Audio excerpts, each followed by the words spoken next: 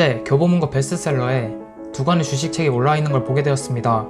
주식에 대해서는 전혀 알지 못했지만 트레이더의 삶은 어떤지 궁금해서 책을 펼쳐보았는데요. 처음에는 그들이 이뤄낸 큰 성과가 눈에 들어왔지만 그 이면에 숨겨진 힘듦과 그것을 극복해내고 있는 방법도 같이 들어있을 것 같았습니다. 역시 이 두 명의 트레이더들에게는 공통점이 있었습니다. 주식을 모르는 제3자에게도 주식 기술에 관한 것보다 훨씬 값진 부분이었는데요. 주식을 모르는 사람도 주식을 아는 사람도 도움이 되는 내용으로 공유해보겠습니다.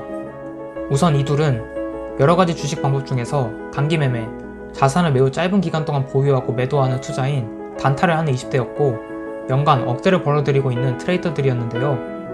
우선 단기 매매 종목 특성상 가장 중요한 부분은 빠르고 정확한 판단과 멘탈 관리에 있었습니다. 주가 1, 2%의 하락에 수백 수천만 원이 날아갈 수 있는 상황이 있기 때문입니다. 주식시장은 그 변동성의 특징이라 한 달, 1년 동안 벌었던 돈을 일주일 만에 모두 잃을 수 있고 본인만의 원칙이 없으면 주식시장에서 살아남기 힘들죠. 이 단타 트레이더들이 겉으로는 돈을 쉽고 빠르게 버는 것처럼 보이지만 철저하게 삶을 통제하고 자신만의 습관을 만들어 생활을 잡아가고 있었습니다. 그래서 주식을 안 하는 일반인들도 배우면 좋을 점들이 많았는데요.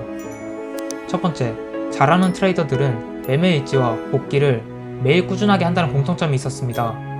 매일 하루 장이 끝나면 그날 하루에 있었던 매매들을 점검하는 건데요. 이 종목을 왜 매매했는지 나만의 이유를 적어보고 오늘 잘한 점과 반성할 점을 기록합니다. 양을 채우거나 퀄리티를 높이기 위해 노력하기보다 꾸준함에 더 초점을 두고 있었습니다. 이렇게 매일 성과가 나든 손실이 나든 매매 일지를 쓰면서 잘못된 습관들을 고쳐나가고 계속해서 자신의 매매를 더 발전하게끔 갈고 닦고 있었던 거죠. 심지어 자신이 어떻게 플레이하는지 화면을 녹화하여 돌려보면서 복귀하기도 했습니다. 복귀는 여러가지 측면에서 장점을 가지고 있었는데요. 첫 번째, 이성적으로 보고 판단이 가능해진다는 것과 두 번째, 새로운 시야와 관점이 보이기 시작한다는 것, 세 번째, 자신의 실수와 성찰을 통해 다음엔 신경쓰고 보완이 가능하다는 점입니다. 우리가 꼭 주식을 하지 않더라도 내가 하는 일에도 적용해볼 수 있는 내용이었습니다. 특히 자신의 일을 발전시키고 싶은 사람이라면 일지와 복귀는 최고의 성장 비법이 되지 않을까 하는 생각이 들었습니다.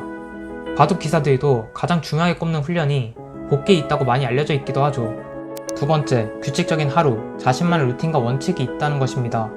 주식하는 트레이더들은 회사에 출근하는 것이 없으니 자유분방하게 돌아다니고 루틴 없이 생활할 것 같다는 인식도 있었는데요. 오전 오후 일정 시간 트레이드에 몰두하고 끝나면 매매일지 작성과 복귀를 통해 자신의 일을 돌아보고 평일은 매일 이런 루틴으로 규칙적인 생활에 가까웠습니다. 세 번째, 욕심 버리기.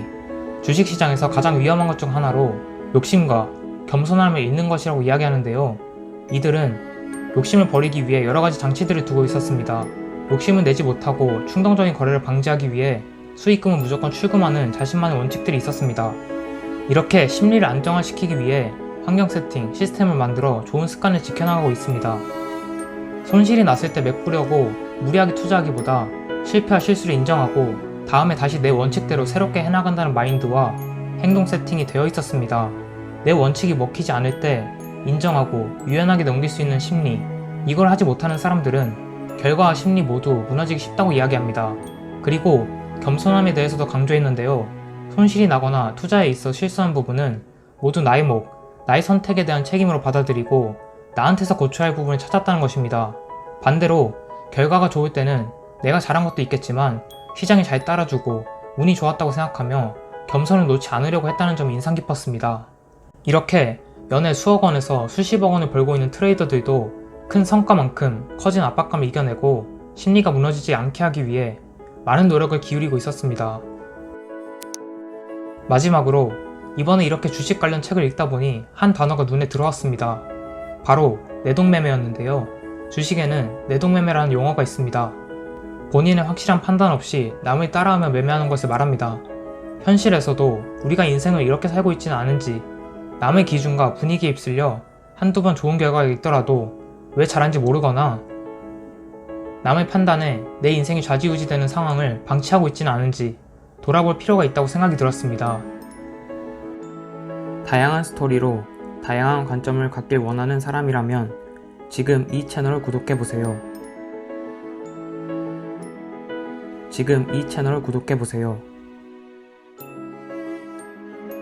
지금 이 채널을 구독해보세요. 지금 이 채널을 구독해보세요. 지금 이 채널을 구독해보세요. 지금 이 채널을 구독해보세요.